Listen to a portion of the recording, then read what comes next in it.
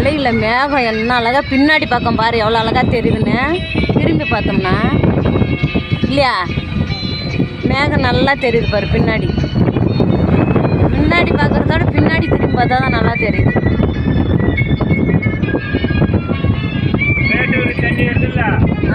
பாரு மேட்டூர் தண்ணி பாரு.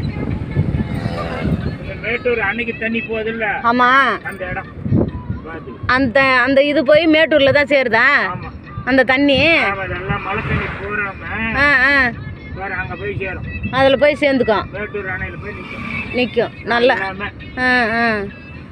காடு ஓடி போட்டுக்கிறான். தண்ணி போறாம அந்த அணையில போய் சேர்ந்துக்கும். அந்த அணையில போய் சேர்ந்துக்காது. அது ஏரியா இல்லை அது எப்படி அது ஆறு தானே ஆறு போகிற ஓடை அது. அந்த தண்ணி போய் மேட்டூர் இதில் சேருது. சரி சரி சரி.